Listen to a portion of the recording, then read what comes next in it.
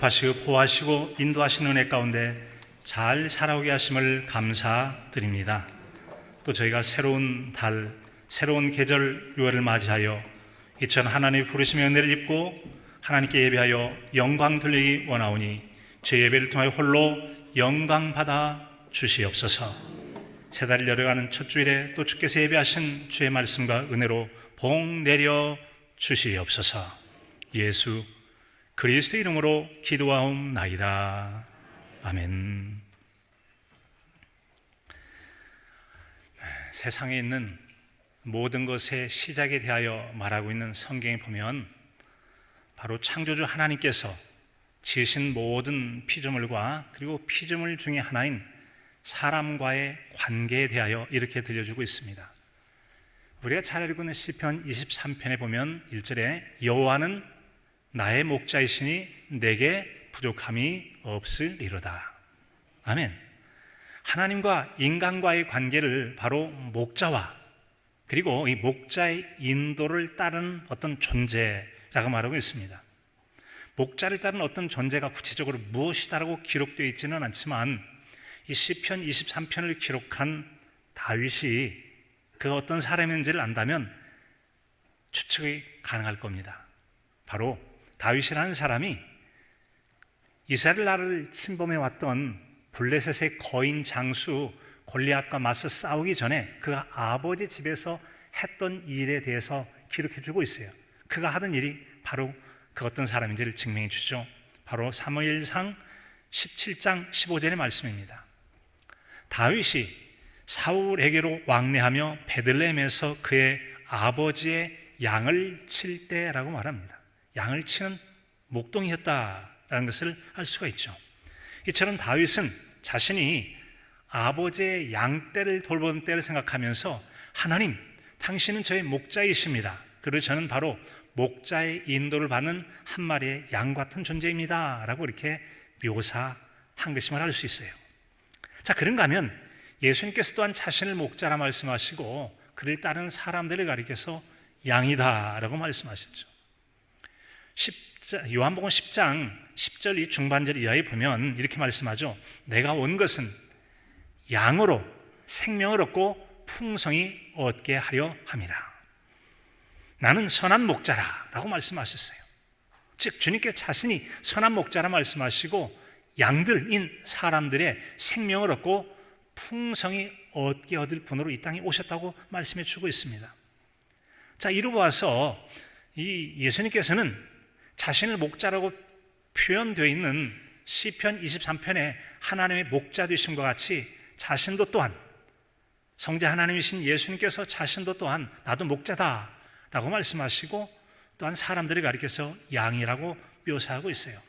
이로 봐서 성부 하나님과 성자 하나님이 바로 우리에게는 목자가 되어주시고 우리는 목자를 따르는 양 같은 존재라는 겁니다. 자, 그런데 성경에는 이걸로 끝나지 않습니다. 성부 하나님이 우리에게 목자가 되시고 인도자가 되어주십니다.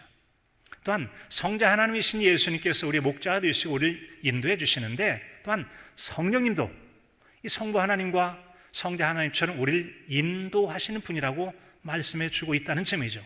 그걸 봐서 우리 주님도 또한 우리에게 성령님도 목자의 인도하심처럼 인도하는 분임을 알 수 있어요. 바로 요한복음 16장 13절의 말씀이죠. 그러나 진리의 성령이 오시면 그가 너희를 모든 진리 가운데로 인도하시리니, 모든 진리 가운데로 인도하시리니. 이걸로 봐서 여러분, 성령님은 우리를 인도하신 하나님이시다라고 하는 것입니다. 성령님은 우리를 인도하신 하나님. 그래서 진리의 성령님도 우리를 진리 가운데로 인도하신다는 걸로 봐서 성부 하나님, 성자 하나님, 성령 하나님, 성삼위 하나님이 친히 우리의 인도자이십니다. 성삼위 하나님이 저와 여러분의 인도자이십니다. 그래요. 그분은 바로 목자와 같은 우리에게 인도자가 되어주신다는 점입니다. 따라서 우리가 하나님의 소유된 존재로서 성삼위 하나님의 인도하심을 따라 살아가야 하는 것이죠. 만약에 우리가 우리의 참 목자 되시는 성삼위 하나님의 인도를 따르지 않는다는 것은 마치 목자를 따르지 않는 양과 같이 양무리에서 이탈한 존재다라고 말할 수 있어요. 여러분, 이 목자를 마땅히 따라야 될 양이 목자를 따르지 않고 이탈에 독립적으로 간다면 어떤 위험이 처할지 짐작이 되시죠? 네, 곧 그것은 양에게는 인도를 받지 못함으로 보호와 인도와 봉급을 받지 못하는 죽음을 의미한다고 할 수 있을 것입니다. 만약에 우리의 어린 아이가 엄마나 아빠 품을 떠나서 어디론가 갔다고 해봐요. 아이가 스스로 먹을 것도 입을 것도 마실 것도 잘 것도 마련해서 살아가지 못합니다. 그래서 이 목자처럼 인도해 주시는 그런 주님을 따르지 않는 것, 부모의 품을 떠난 아이 같은 경우는 그것이 곧 그에게는 죽음과 같은 위험이 그게 곧 닥칠 것임을 짐작할 수가 있는 거 아니겠습니까? 그래서 우리도 바로 이와 같이 우리의 인도자 되시는 성삼위 하나님의 인도를 받으며 살아가야 합니다. 성삼위 하나님의 인도를 받으며 살아가시기 바랍니다. 네, 그런 하나님의 인도에 대한 대표적인 모습이 바로 목자와 양의 관계다라고 성경에서 들려준 거 아니겠습니까? 자, 여러분, 이제 오늘 말씀에 보면은 빌립보서 2장 13절, 14절에서 인도자이신 하나님께서 그분의 기뻐하실 뜻을 우리의 마음속에 넣어주시고 이 마음에 품게 하신 이것을 따라 살 때 하나님 기뻐하실 일을 우리가 행하며 살 수 있다고 말씀하십니다. 이걸로 봐서 하나님의 우리의 인도하심은 마치 여러분 목자와 양의 관계처럼, 그리고 불기둥과 구름기둥으로 인도하시는 의적인 인도뿐만 아니라 때로는 우리 마음 가운데 어떻게 하라고 하는 무언가를 하고 싶어지는 그 하나님 기뻐하실 일들을 마음에 내가 해보고 싶다 하는 그 하나님의 마음을 우리 마음에 품어서 그대로 행함을 통해서 내면적인 인도되어 주시는 목자 되신 분이 하나님이시라는 겁니다. 하나님이 이처럼 우리를 외면적인 인도자일 뿐만 아니라 우리의 내면적인 인도자도 되시는 하나님이신 줄로 믿습니다. 자, 그래서 이처럼 우리로 하여금 하나님이 기뻐하신 뜻을 우리 삶 속에 행하며 살라고 말씀해 주시는 것입니다. 자, 그 같은 말씀 빌립보서 2장 13절의 말씀입니다. 너희 안에서 행하시는 이는 하나님이시니 자기의 기쁘신 뜻을 위하여 너희로 소원을 두고 행하게 하시나니. 예, 여러분, 우리가 하나님께서는 우리가 뭔가를 행하길 원해요. 그 우리가 행하길 원하는 것이 뭐냐면 하나님께서 기뻐하실 일들을 야, 네가 좀 했으면 좋겠다, 네 마음속에 소원을 품고 한번 해봐 라고 해서 우리 마음 가운데 품고 있는 뭔가 해보고 싶은 것 중에는 하나님의 기뻐하실 일이 있을 수 있다는 것이죠. 그러면 우리는 그분의 뜻과, 그래서 우리가 하나님 마음을 품고 행하려 한다면 그분의 뜻과 마음을 알아야 되겠죠. 그분의 마음이 무엇인지를 분명히 알아야 곁길로 벗어난 양처럼 하나님의 뜻을 거스르는 잘못된 길로 가지 않고 바로 따라갈 수가 있게 되는 것이죠. 우리가 하나님의 뜻을 행하며 살아가려면 먼저 하나님의 참뜻이 무엇인가를 잘 분별하며 살아가야 될 거예요. 아마 여러분 개인적으로 나는 어떻게 하나님의 뜻을 분별하며 살아가는가? 나는 성경 읽기를 통해서 성경을 통해서 따라갑니다. 때로는 신앙인도 묵상하면서 좋은 교제 관계에 있는 친구들을 통해서 그렇게 하려고 따라갑니다. 때로는 하나님께 기도해서 인도받고 자라갑니다. 또 어떤 경우는 말씀을 실제 살며 순종해가면서 그래 이거야 라고 더욱더 체험과 확신을 가지고 살아갑니다. 다양한 방법이 있을 것입니다. 자, 그런데 우리에겐 여러분 이처럼 5만 번 기도해서 5만 번의 기도에 응답을 받았다고 잘 알려진 조지 뮬러 목사님의 바로 하나님의 뜻을 아는 7가지 방법을 참고한다면 나름대로 잘 정리된 거기 때문에 우리가 이 세상 살아가면서 이렇게 할까 저렇게 할까 뭔가 좀 갈피를 잡지 못하고 여러 가지 복잡한 일이 많이 있을 때 어떻게 하면 좋을지에 대해서 하나님의 뜻을 분별하며 살아가는 데 커다란 도움이 될 것입니다. 그 내용을 잠깐 나눠보려고 합니다. 먼저는 하나님 말씀을 정기적으로 묵상하는 것입니다.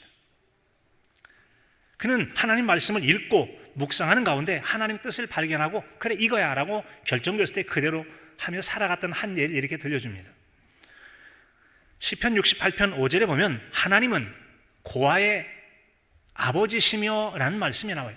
그렇구나, 나라 하여금 하나님께서 고아들의 아버지로 살아가라고 말씀하시는구나 라고 해서 그분이 평생 고아원 사역을 하지 않습니까? 이처럼 그는 이 말씀 묵상하는 가운데 하나님께서 그에게 무엇을 하라 하신 말씀을 듣고 평생을 그 사역을 해가며 살아갔다는 거죠. 많은 분들이 그러겠습니다. 저도 개인적으로 삶 속에 많은 문제들을 말씀을 묵상하면서 살아갑니다. 그런 내용을 후반에 잠깐 말씀을 드리게 될 거예요. 두 번째는 기도를 통해서 성령님의 내적 음성을 듣는 것입니다. 기도를 통해서 성령님의 내적 음성을 들어요. 하나님의 뜻을 알기 위해서 성급하게 주위에 있는 사람 가서 그게 뭐죠? 하나님 뜻이 뭘까요? 라고 해서 하나님의 뜻을 알기 위하여 주변 사람들에게 이리 왔다 저리 왔다 분주하게 한다는 거죠. 그걸 하는 대신에 차분하게 무릎을 꿇고 하나님, 지금 하나님께서 무엇을 말씀하시는지 알게 해주십시오라고 기도하여 성령님께 인도를 받는 시간을 가졌다는 거죠. 아침에도 저녁에도 매 순간 기도하면서 하나님의 인도를 구한 것이었습니다. 그럴 때 성령님은 가까이 임재하여 문제에 대한 해결책을 제시해 주셨다는 거죠. 기도할 때마다 성령님의 도우심을 더 많이 것을 깨닫게 되었다는 것이죠.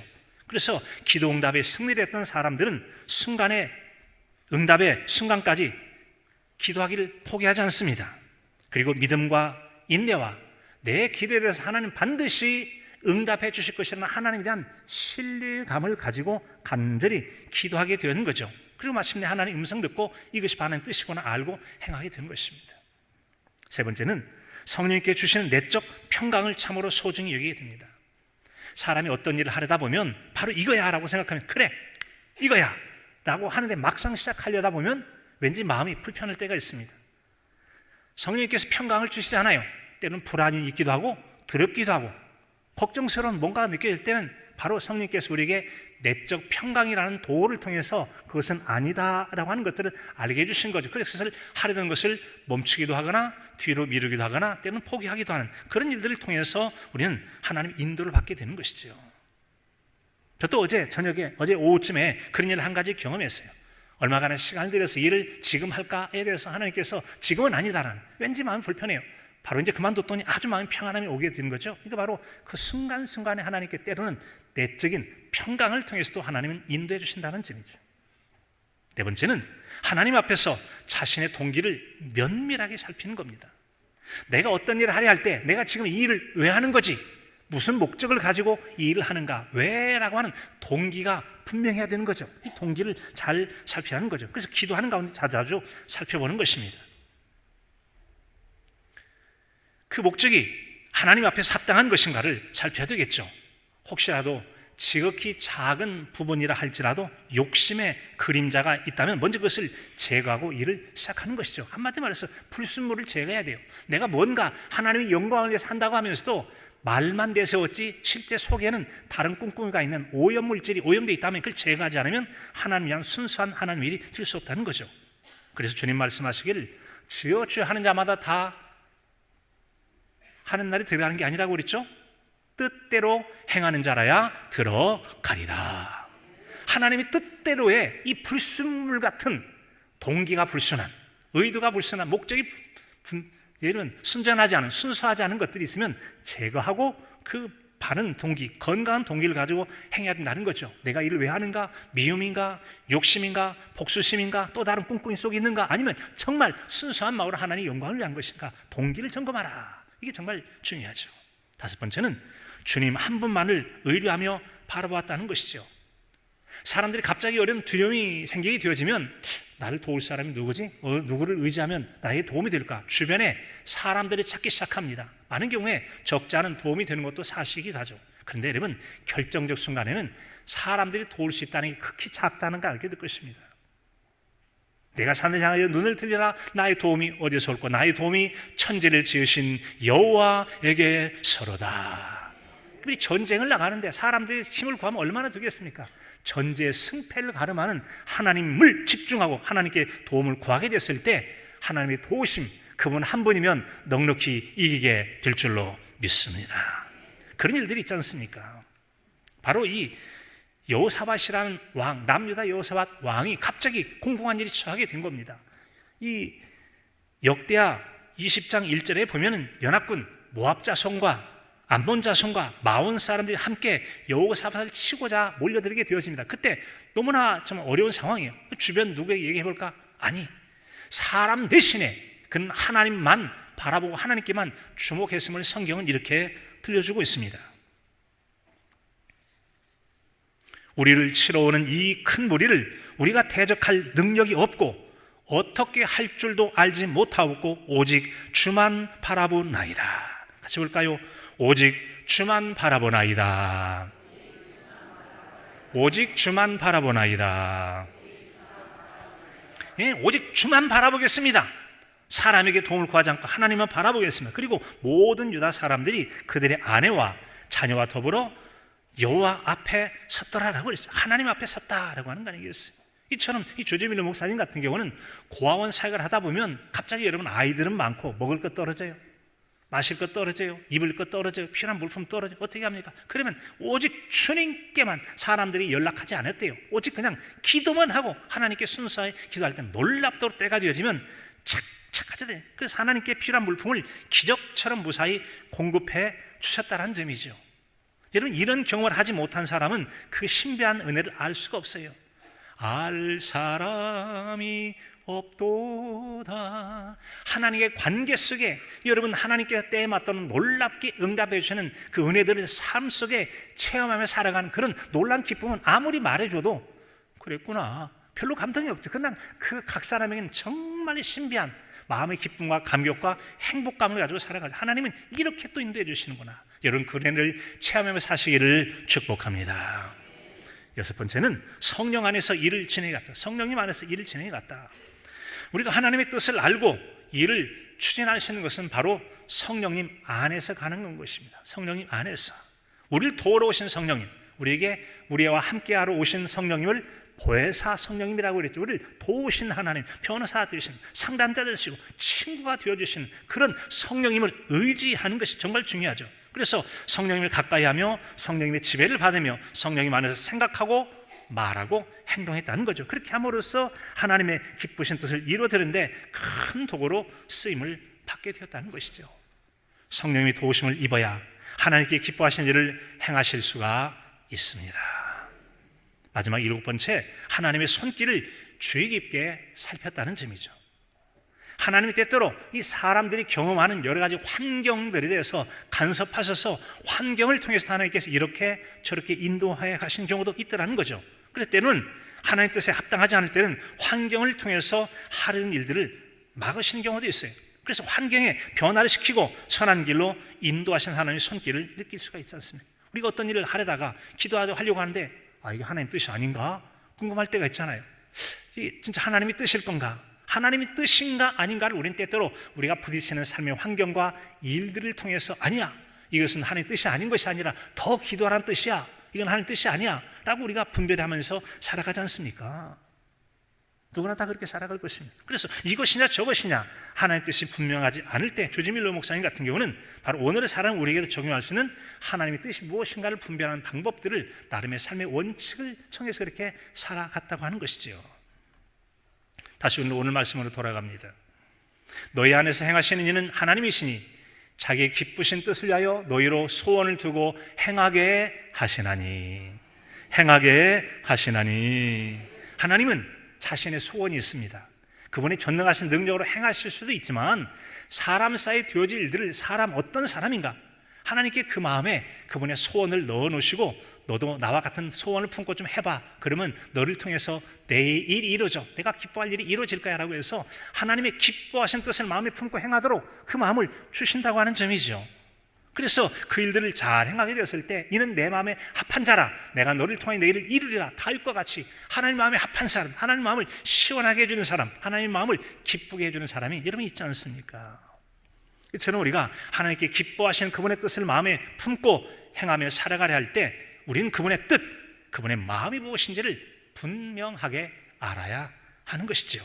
그런데 실제 여러분 이와 같이 우리가 하나님 마음에 합한 뜻에 합하게 살고 하나님 마음에 합하다 기뻐하게 사는 사람이 있는가 하면 정말 걱정거리다 걱정거리, 하나님 마음에 맞지 않아서 한다고 하는 일들이 마음에 하나님 마음을 슬프고 근심시키는 사람이 있기도 하다는 점이죠.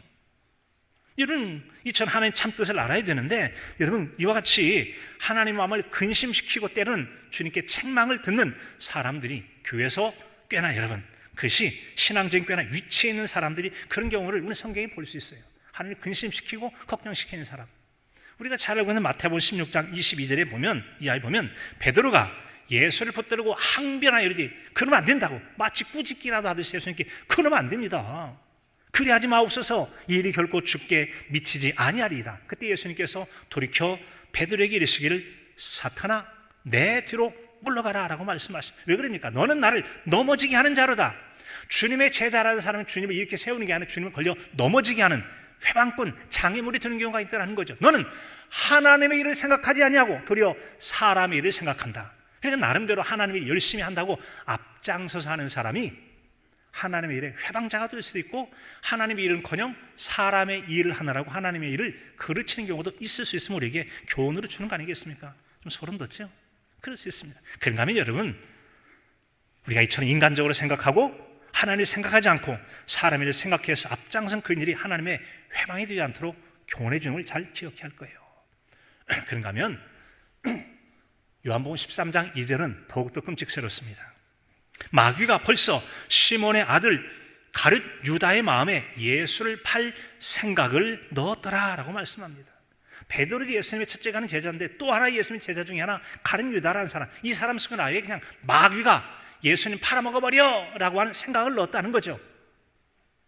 그래서 때때로 여러분, 우리 생각이라고 하는 것이 과연 내 생각인가, 우리 생각 속에 마귀가 넣어준 생각이 섞여 있지 않는지를 잘 살피고 걸러내야 한다는 것이죠.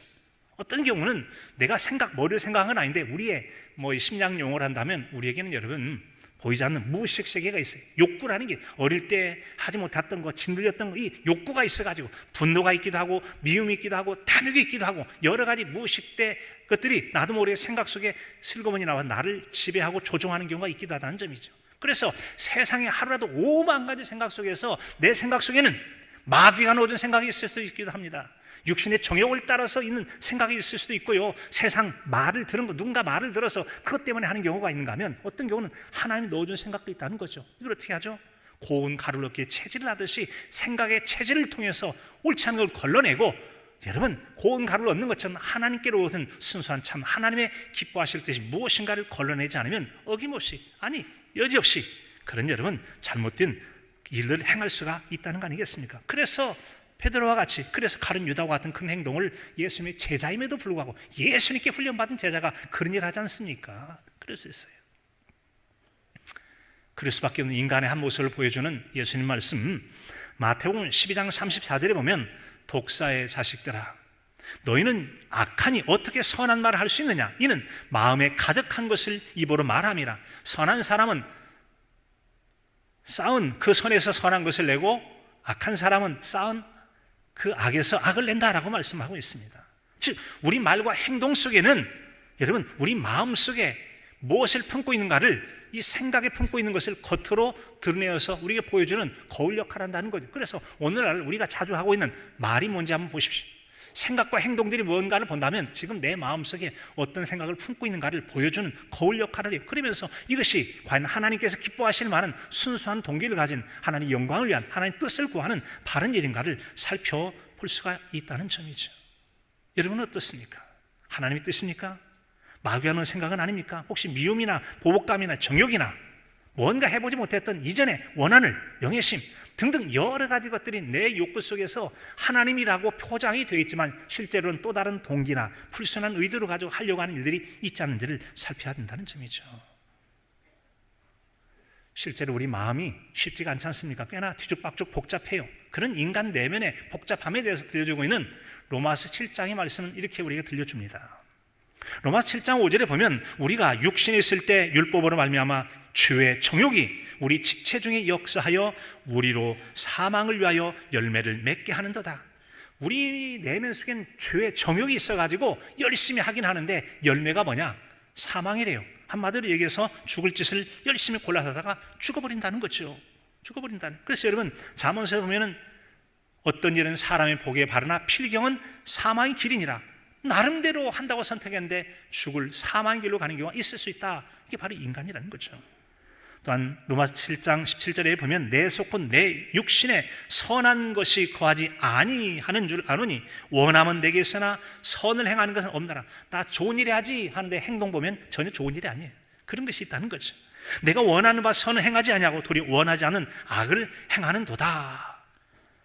내 마음과 생각하고 실제 삶은 전혀 다를 수 있음을 우리에게 들려주는 겁니다. 이게 바로 우리 내면의 이 복잡함이라는 거죠. 만일 내가 원하지 아니하는 그것을 하면 이를 행하는 자는 내가 아니요 내 속에 거하는 죄니라. 그러므로 내가 한 법을 깨달았노니 곧 선을 행하기 원하는 나에게 악이 있는 것이로다. 악이 있는 것이로다. 아하, 이제서 깨달았다. 내 마음의 소원함은 선한 일 하고 싶어. 그런데 내가 선한 일을 못해. 왜인가 봤더니 내 속에는 악의 덩어리, 죄덩어리가 있다는 거죠. 이 죄덩어리가 나를 조종을 해가지고 선한 일을 하고 싶은 마음의 뜻대로 하지 않고 엉뚱하게 못된 짓만 하고 있더라는 거죠. 그게 바로 우리 인간의 모습이라는 거죠. 이처럼 우리는 매우 부족하고 연약한 존재들입니다. 그래서 우리에게 바로 목자가 필요한 거예요. 내 생각 내 뜻대로 해봐야 잘한다고 하는 것이 자신의 내면적 생각조차도 정리하지 못하고 마음은 착한 일 하는데 실제 행동을 엉뚱한 죄나 짓고 있고 선한 일 한다고 하는데 악한 일 하고 있다. 이게 바로 인간이가 우리가 바로 인도하실 목자가 필요한 거 아니겠습니까? 죄가 있고 죄를 이기지 못하는, 그래서 죄를 행할 수밖에 없는 우리 경우가 많기 때문에 처음 말씀드렸던 이 우리의 모든 세상에 있는 모든 것을 지으신 창조주 하나님과 그의 피조물 가운데 하나님 인간과의 관계를 가장 상징적으로 멋지게 표현한 게 바로 목자와 양의 관계 아니었습니까? 하나님과 우리와의 관계, 즉 인도하신 하나님과 인도를 받는 우리 관계가 건강할 때 건강한 신앙의 삶도 살아갈 수 있게 될 줄로 믿습니다. 네, 그럴 때 우리가 하나님 기뻐하신 뜻도 행하고 뿐만 아니라 하나님께 사랑받고 우리 삶이 풍성한 삶이 이루어질 수 있는 거 아니겠습니까? 시편 23편 2절 23편 1절은 여호와는 나의 목자시니 내게 부족함이 없다. 하나님 목자 되시면 부족함이 없는데 2절에 보니까 그가 나를 푸른 풀밭에 누이시며 쉴 만한 물가로 인도하시는 도다. 주님 따라가면 푸른 풀이라는 꼴을 먹게 됩니다. 물을 마실 수가 있고요, 쉴 만한 곳에 가셔서 안식을 누릴 수 있다는 점이죠. 내 영혼을 소생시키시고 자기 이름을 위하여 의의 길로 인도하는도다. 의로우신 하나님께 생명의 길을 인도하세요. 그래서 사망이 음침한 골짜기로 다닐지라도 해를 두려워하지 않을 것은 주께서 나와 함께 하심이라. 주의 지팡이와 막대가 나를 안위하시나이다. 나를 돌봐주시나이다.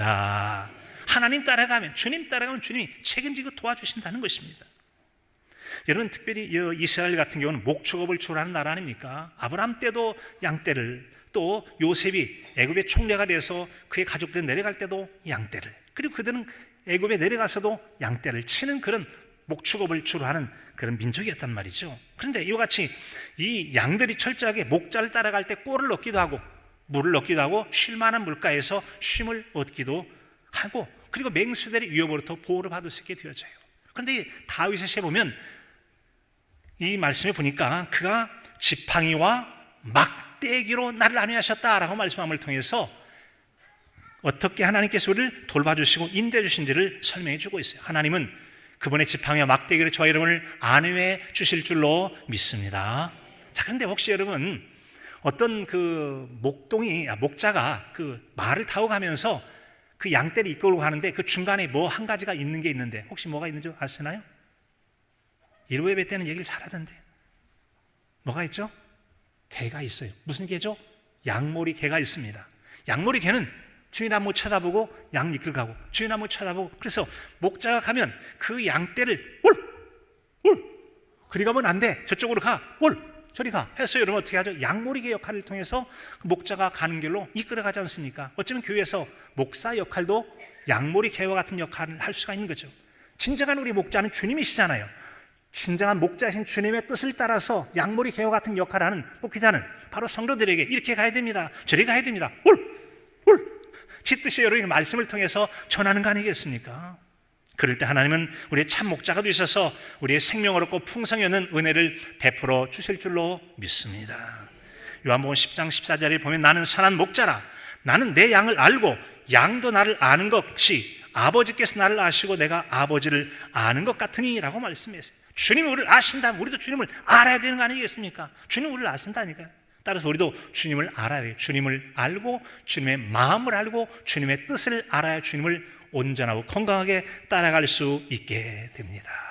그렇게 목자 인도를 따라갈 때 푸른 풀밭과 맑은 시냇물과 같이 생명을 얻고 풍성히 얻는 행복자의 삶을 살아갈 수 있다는 말씀이에요. 건강하게 목자신 예수님을 따라가는 은혜가 있기를 진심으로 축복합니다. 저도 여러분 작년 말부터 금년까지 정말 노아의 관계를 비롯한 여러 가지 일로 참 하나님 뜻이 무엇인가를 많이 기도하고 그 순간순간 하나님 말씀으로 인도를 받고 살아갑니다. 묵상하며 살아가요. 여러분 큐티하는 분들 그렇잖아요. 매일 성경 읽기 하고 오늘의 말씀을 통해 들은 하나님의 음성, 그리고 내 삶 속에 적용해서 하나님 말씀 따라 순종해 살아가는 이 큐티하는 사람들 대부분 다 그렇게 살잖아요. 저 또한 그래요. 여러 가지가 있는데 그 중에 한 가지. 이를테면 5월 초에 남유다에서 북이스라엘로 한 젊은 선지자가 갑니다. 그리고서는 그 북이스라엘 왕 아합 왕에게 여지없이 예언을 하고서 돌아옵니다. 하나님께서 말씀하셨죠. 너는 북이스라엘 아합 왕에게 가서 그에게 예언하고 누가 주는 물도 떡도 마시지도 않고 가던 길로 오지 말고 다른 길로 오거라 라고 해서 돌아오는 중이었습니다. 그런데 한 베델의 늙은 선지자라는 사람이 당신 혹시 하나님의 선자, 이 왕 앞에 서는 선자 아닙니까? 그렇다라고. 마침 하나님께서 당신에게 우리 집에 들여서 물을 마시고 떡을 마시고 쉬었다 가라고 하셨다라고. 어서 오시라고. 그러니까 그러냐고. 하나님 인도한 줄 가서 물도 마시고 떡을 먹고 쉬어 가다가 어떻게 되죠? 곧 가다가 사자에 몰려 죽게 되고 맙니다. 왜 그랬죠? 여러분, 하나님께서 명령하신 것이 중간에 변화가 생기면 그 말씀하신 하나님께 다시 물어서 확인해야 합니다. 그 늙은 베델의 선자는 거짓 선지자였던 것이에요. 거짓 선지자로서 자기가 그 멀쩡한 젊은 사람 하나를 사자 물려 죽게 만든 것이 뭐죠? 이 젊은 선자는 왜 그랬죠? 하나님께 물었어야 되거든요. 어떤 삶의 변경. 그래서 여러분 인간적으로 공감이 가는 그런 여러분 거짓 선자의 제안을 따라갔다 죽임을 당한 것인데, 그것은 하나님께서 말씀하시면 끝까지 하나님께서 변화된 내용에 대해서도 듣고 따라갈 때 건강하고 안전하게 따라가게 될 줄로 믿습니다. 이 기도의 필요성이라는 거죠. 로마서 8장 5절에 보면 육신을 따른 자는 육신의 일을, 영을 따른 자는 영의 일을 생각하나니 육신의 생각은 사망이요 영의 생각은 생명과 평안이니라. 진정한 생명과 평안, 생명의 일이 가려면 하나님께 물어야 돼요. 일단 지난 5월 하순에 있었던 일이기도 하죠. 아합 왕이 아람 군대와 전쟁을 하려 할 때 이 남쪽 유다 왕 여호사밧 왕과의 연합군을 이뤄서 아람을 치자라고 얘기합니다. 아람을 치자. 거기에는 그만한 이유가 있었던 것이죠. 바로 그들이 빼앗겼던, 우리로 말하면 남북한이 합해서 만주 땅 찾자 길앗 라못이라는 땅이 있었는데, 그때 이 남쪽 왕과 북쪽 왕이 사돈관계예요. 남쪽 여호사밧 아들의 여호람하고 북쪽 아합 왕의 딸 이제 서로 아달랴라는 사람이 결혼했으니까 혼인관계에서 사돈이에요. 그래서 북쪽 왕이 칩시다. 그래요, 같이 갑시다. 그런데 한 가지 하나님께 좀 묻고 갑시다. 그래요? 어서 오라고 그래. 그래서 이 아합 왕의 선자 400명 모여서 어떻게 할까? 주께서 말씀하시길 치라 하십니다. 올라가라는 거예요. 그랬더니 이 남유다 왕이 그 말고 여호와의 선지자가 혹시 없느냐고 묻습니다. 그랬더니 뭐 한 사람이 있긴 있는데 그 인간은 말에 맨날 나한테 좋은 길한 예언 않고 흉한 예언만 하니까 내가 그를 미워하나이다라고 써 있습니다. 이 왕이시여, 그런 말씀하지 마십시오. 그 데리고 와서 말하게 하라고. 어떻게 하죠? 올라가지 말라고 얘기합니다.